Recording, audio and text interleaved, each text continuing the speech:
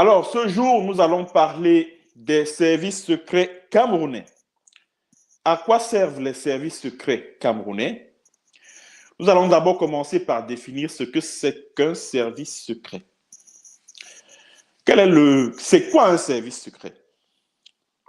Un service secret, c'est un organe, une organisation dans un État dont l'objectif est de réduire à néant toute menace individuelle ou collective vis-à-vis de la sécurité d'un État, aussi bien à l'intérieur qu'à l'extérieur. Je reprends la définition. La définition selon mon entendement du concept, quoi. Un service secret, c'est un organe de l'État dont l'objectif est de réduire à néant toute menace aussi bien individuelle que collective vis-à-vis de la sécurité de l'État, aussi bien que la menace vienne de l'intérieur ou de l'extérieur de cet État. C'est-à-dire que le rôle d'un service secret dans un pays, c'est de protéger l'intérêt supérieur de la nation, l'intérêt supérieur de l'État. C'est ça le rôle d'un service secret. Alors, il peut arriver que la menace vis-à-vis de la sécurité ou de l'intérieur d'un État est importante. Le service secret en question peut user parfois des méthodes qui outrepassent les règles, la règle de droit pour faire régner, c'est-à-dire que pour défendre l'intérêt supérieur de l'État, de la nation. Je prends un exemple. Lorsque un pays, un État a affaire à une rébellion armée qui menace sérieusement la sécurité, sa sécurité intérieure, les services secrets peuvent monter une opération qui consiste à réduire à néant cette rébellion armée en allant jusqu'à assassiner les leaders de cette rébellion armée afin de réduire cette dernière à néant. Je prends un exemple comme la France. Les services secrets en France s'appellent la DGSE, la Direction générale de la sécurité extérieure. On voit comment les services secrets occidentaux, parce que j'aimerais qu'on commence, parce qu'il s'agit d'une étude comparative, qu'on commence d'abord par s'attarder sur ce qui se passe à l'extérieur, notamment dans des pays occidentaux, avant de tomber sur le Cameroun, sur le cas du Cameroun. Vous voyez par exemple les services secrets occidentaux tels que le Mossad, tels que la CIA, tels que la DGSE dont je viens de parler. C'est-à-dire que le plus important pour ces différents services secrets occidentaux, c'est l'intérêt supérieur de l'État, l'intérêt supérieur de la nation. Ce sont les enjeux de puissance qui prévalent dans toute action de ces services, de ces différents services secrets. Je prends un exemple.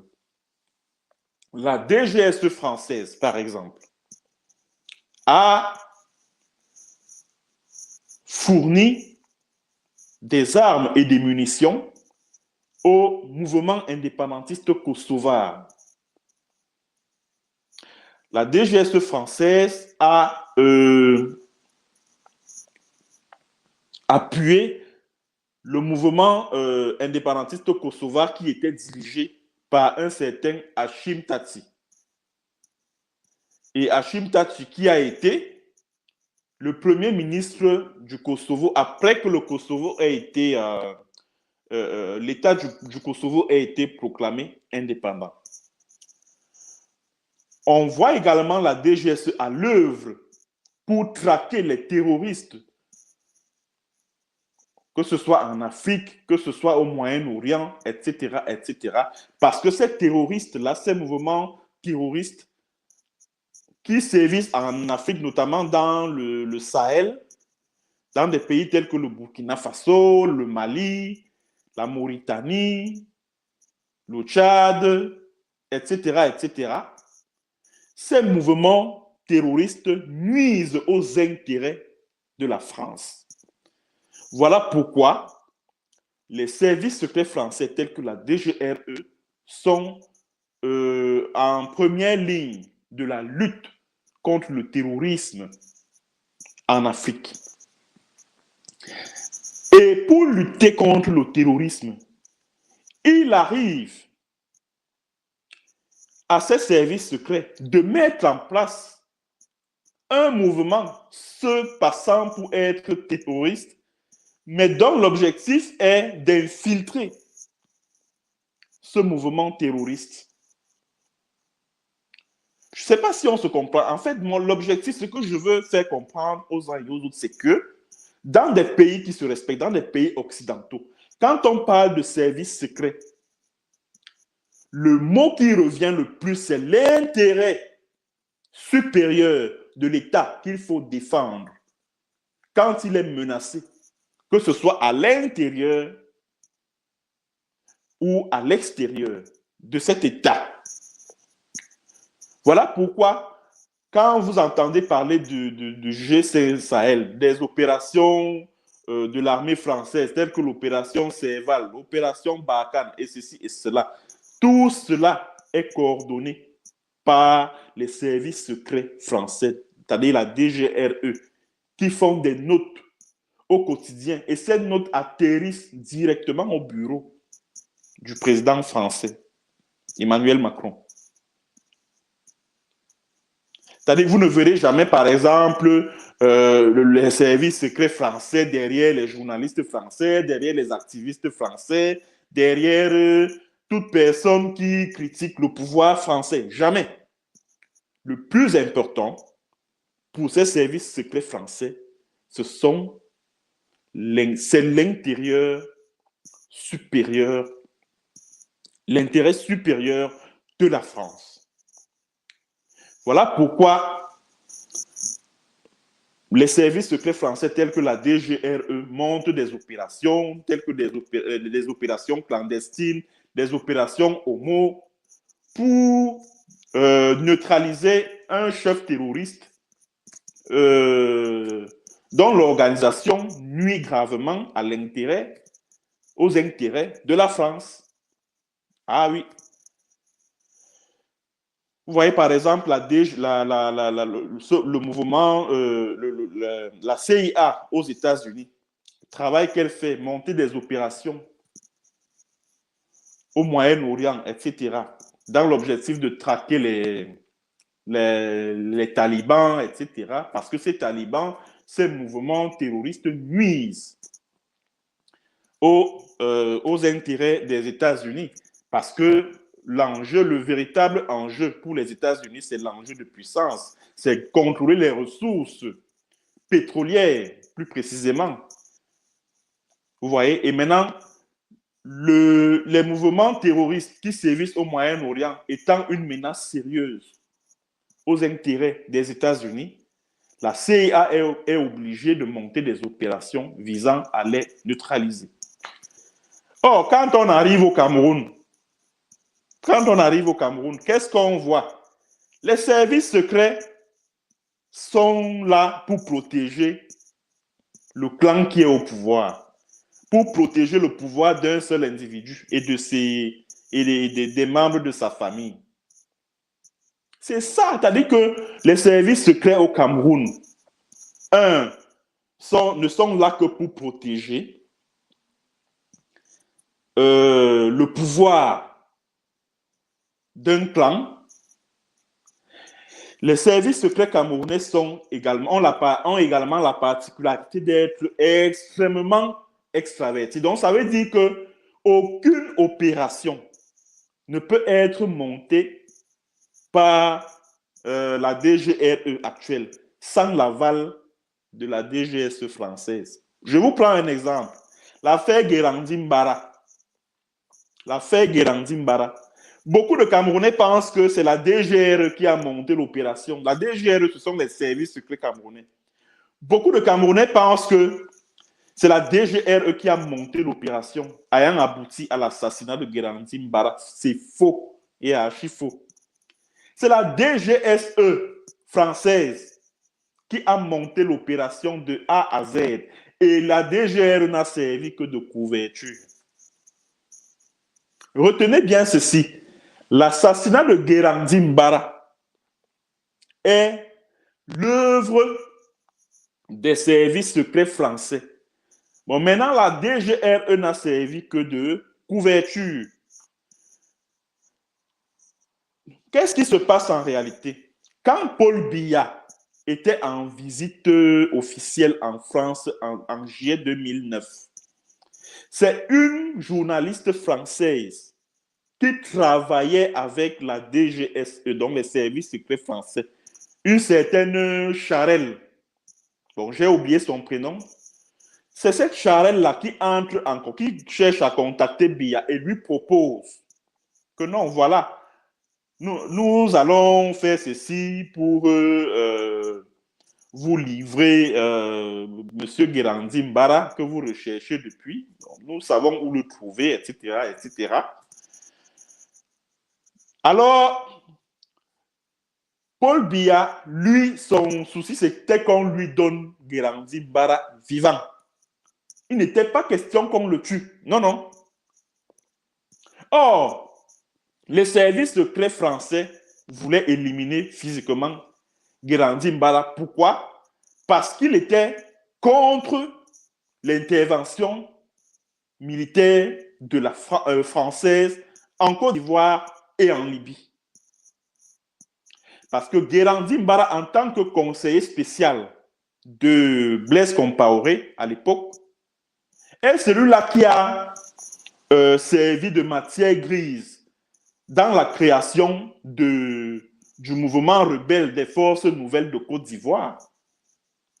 Donc, et Guérandi Mbara, en tant que géostratège qui était même docteur en sciences politiques dans le domaine de la géostratégie, Guérandi Mbara a formé 75% des officiers supérieurs de l'armée du Burkina Faso.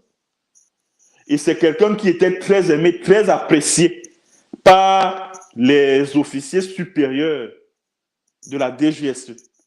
Donc, ensemble avec la DGSE, donc c'était lui le maître à penser de la formation du mouvement rebelle de Côte d'Ivoire. En tant que conseiller spécial de Blaise Compaoré. Et en 2011, Guérandi Mbara a exprimé, on va dire, a exprimé ses réserves, a vivement critiqué, s'est opposé à l'intervention militaire française en Côte d'Ivoire et en Libye. Parce que, en tant qu'homme politique, il avait un projet politique qui était panafricaniste, c'est-à-dire qu'il rêvait en fait, il rêvait d'une Afrique réunie, quoi. Et il était aussi très proche de Muammar Kadhafi, ainsi que de Laurent Gbagbo. Alors, les services secrets français ayant constaté que Guérandi Mbara était vivement opposé à l'intervention de la France en Côte d'Ivoire et en Libye, on craint qu'un jour ou l'autre, il se livre à un grand déballage sur les dessous de ces différentes interventions. Alors, pour prévenir valant mieux que guérir, ils ont donc décidé de le neutraliser. Mais pour ne pas, parce que la spécialité d'un service secret, c'est de neutraliser sans laisser des traces. Et maintenant, pour ne pas donner l'impression que la France est impliquée dans l'assassinat de Guérandi Mbara, la France a été obligée de mêler à cette opération les services secrets camerounais, la DGRE. Donc, ça veut dire que la DGSE a fini de monter l'opération. Et maintenant, pour servir de couverture, la DGRE camerounaise a été mise à contribution. Parce que qui entre en contact avec José Abrantes Fernandes, le Portugais, là, qui avait convaincu Guérandi Mbara de monter dans son jet privé afin d'aller en Bulgarie chercher les armes. Ce sont les services secrets français. C'est un agent de la DGSE qui vivait à Yaoundé et qui était marié à une fille Bassa. C'est lui qui convainc donc José Abrantes, c'est lui qui contacte le Portugais là, c'est-à-dire que le colonel portugais là, qui a travaillé au sein des services secrets ivoiriens et qui était, on va dire, un agent sous-traitant pour le compte de la DGRE. C'est donc lui qui est donc contacté pour aller arranger les rendez-vous et tout, et tout, et tout, et tout. Et c'est dans cette circonstance que Guérandi Mbara a été tué. Or, comme je vous l'ai dit au départ, Paul Biya n'était pas d'accord avec l'assassinat de Guérandi Mbara. Il voulait Guérandi Mbara vivant. Parce que la DGRE a traqué Guérandi pendant 30 ans. Pendant des années, pendant une trentaine d'années. Elle n'a pas pu mettre la main sur lui. Elle n'a pas pu. C'est la DGSE française, donc, qui monte l'opération au cours de laquelle Guérandi Mbara a été capturé et mis à la disposition de la DGRE camerounaise. Et Paul Biya le voulait vivant parce que il voulait que Guérandi Mbara fasse des révélations, qu'il parle sur le mouvement rebelle qu'il voulait créer pour renverser son régime, etc. Or, la DGSE le voulait mort parce que Guérandi Mbara risquait de révéler toutes les connexions mafieuses entre la France et la Côte d'Ivoire ou la Libye et les histoires de rébellion en Côte d'Ivoire ou alors l'intervention militaire française en Libye. Bref, les dessous de tout cela. La France ne voulait pas que Guérandi Mbara révèle ça au niveau du Cameroun. Voilà pourquoi les services secrets français ont souhaité qu'il soit tué. Donc, ce n'est pas la DGRE qui a... Non, non, non, oubliez ça. Oubliez, ce n'est pas la DGRE qui a monté l'opération visant à assassiner Guérandi. Non, c'est la DGSE française. Voilà pourquoi je parlais d'un service secret bigrement extraverti. Donc, c'est aussi un service qui n'est là que pour traquer les journalistes, les activistes sur les réseaux sociaux, les opposants, etc., etc. C'est un service qui est, c'est-à-dire que les services secrets camerounais, la DGRE, que ce soit la DGRE, que ce soit la sécurité militaire, ils ne sont là que pour traquer les personnes qui s'opposent au clan Biya, à la famille de Biya. Les personnes qui critiquent la gouvernance villageoise du régime de Paul Biya. Voilà à quoi servent les services secrets camerounais. Et c'est comme ça qu'ils remplissent les notes de renseignement de ragots, des histoires de quartier, etc., etc. Ils ont d'abord commencé par dire que, oh, Guérandi Mbara, bon, pour revenir au cas Guérandi, ils étaient déjà en train de pondre les notes secrètes. Comme quoi, oui, Guérandi Mbara est en train de monter une rébellion au niveau de la Centrafrique et que c'est un chef rebelle soudano-centrafricain qui est en train de fournir cette rébellion en armes et en munitions, alors que c'était archi faux. Puisque les services secrets français, la DGSE qui était en train de le traquer, ont investigué sur cette piste-là. Et cette piste-là s'est avérée fausse. Elle s'est avérée fausse. Donc, c'est donc, c'est une boîte, c'est-à-dire que moi, je considère la DGRE comme une boîte à mensonges, comme une boîte à Komosa, tout comme la CEMIL d'ailleurs, tout comme la CEMIL. Comment se fait-il que, je prends un exemple, si on remonte même à l'histoire, la DGRE, au départ, la DGRE s'appelait comment? La DGRE s'appelait la CEDOC. Après la CEDOC, c'est-à-dire Service des études et de la documentation, qui était dirigé par le criminel Jean Fauchivé. Et de la CEDOC, on est passé à la DIEDOC, direction de, je crois, la documentation. Avant de tomber sur le CNR, Centre des études nationales, de quoi là. On est tombé au CNR. Et c'est Jean Fauchivé qui a dirigé tous ces trucs-là. Qu'est-ce qui caractérisait Jean Fauchivé? C'était le crime, les assassinats, les connexions avec les FEMAN, etc., etc. Vous pensez que cette DGRE-là, cette CEDOC et DIDOC-là, pouvaient monter une opération visant à faire quoi? D'abord, le Cameroun n'a même pas déjà une politique extérieure digne de ce nom, une image à défendre à l'extérieur, un intérêt supérieur à protéger à l'extérieur. Comment est-ce qu'il va monter une opération? Vous pensez que les agents de la DGRE, là, ils peuvent venir sévir en Europe sans l'aval des services secrets occidentaux, des pays où ils sont appelés à sévir? Jamais. Voilà pourquoi je parlais d'un service extraverti. Ils ne peuvent pas. Ils ne peuvent pas.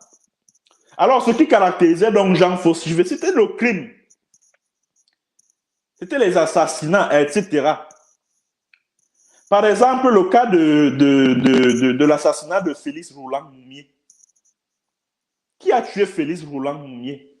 Ce ne sont pas les gars de la CEDOC de l'époque, c'est-à-dire que les services secrets camerounais de l'époque. Non.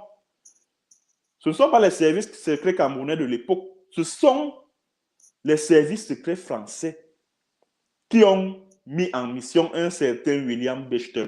Donc, la DG, ça s'appelait, à l'époque, ça s'appelait, les services secrets français avaient un nom à l'époque. Ça ne me revient pas tout de suite. Alors, c'est donc ce service secret français à l'époque qui a donc mis en mission ce journaliste français d'origine suisse. Ils l'ont envoyé pour empoisonner Moumié. Après avoir monté une opération appelée Opération Homo. C'est donc au cours de l'opération Homo que Félix Roland Moumié a été tué.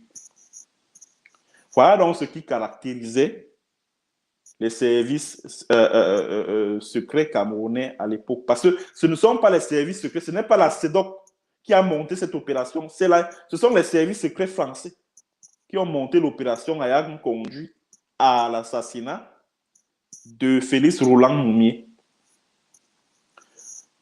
Mais le fameux train de la mort de février 1962, c'est Jean Fauchivé qui est à l'origine de ça.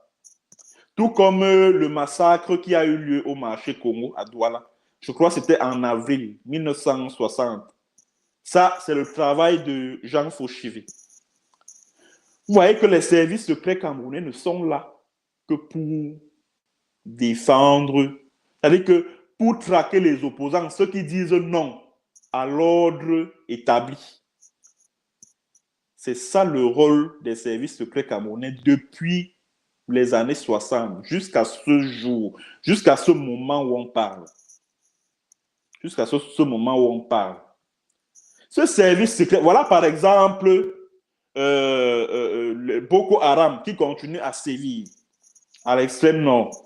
Vous pensez que la DGRE là, que dirige Eco Maxime, ou alors la CEMIL de Émile Mbankui, vous pensez qu'ils peuvent monter une opération qui vise à infiltrer Boko Haram? Ils ne peuvent pas.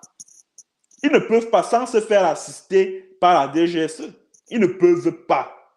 Ils ne peuvent pas. Tout ce qu'ils passent leur temps à faire dans leur bureau, là, hein, tout ce qu'ils passent leur temps à faire, c'est de pondre des rapports, c'est de monter des histoires décousues, là, contre X, contre Y, parce que ce X ou ce Y représente une menace pour le pouvoir des Biya, etc., etc.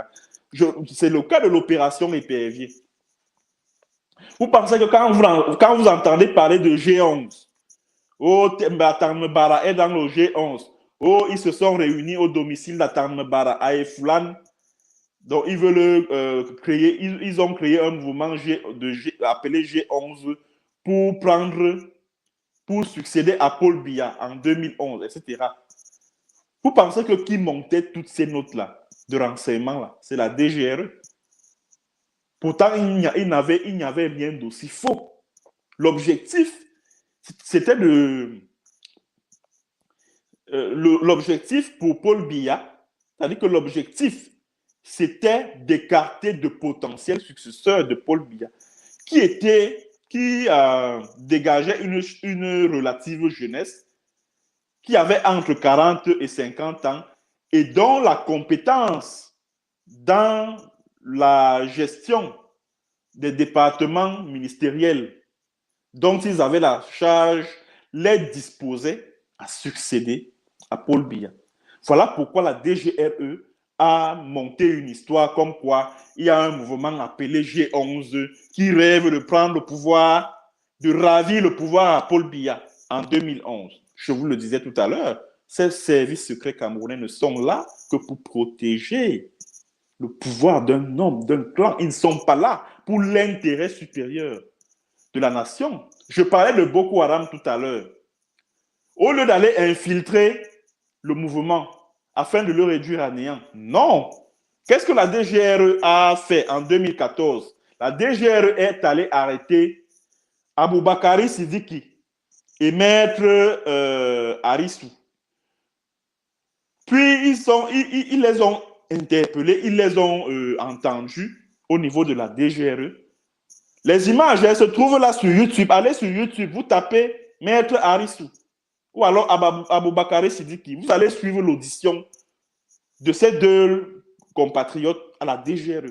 Comment la DGRE était en train de les cuisiner, comment la DGRE était en train de les accuser d'être en connexion avec Ousse Aladji Biri, qui est en Centrafrique et qui est en train de vouloir monter, créer un mouvement au niveau de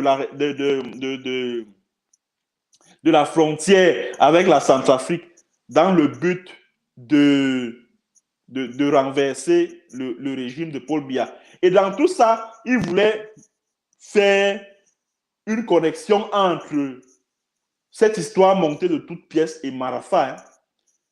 Parce que l'objectif, dans tout ce qu'il faisait là, c'était d'amener soit Abdoulaye Arissou, Maître Arissou ou alors Aboubakari Sidiki a dit qu'en fait, cette rébellion a un lien avec Marafa. Et vous savez très bien que Marafa, c'est, on va dire, l'ennemi juré de Paul Biya. C'est-à-dire que l'homme à abattre du régime de Biya, surtout à cette époque-là. Surtout à cette époque, parce que vous savez très bien que Marafa, Hamidou Yahya n'est pas en prison parce qu'il a détourné de l'argent. Marafa, Hamidou Yahya est en prison parce qu'il était le choix des Américains dans la succession de Paul Biya en 2011.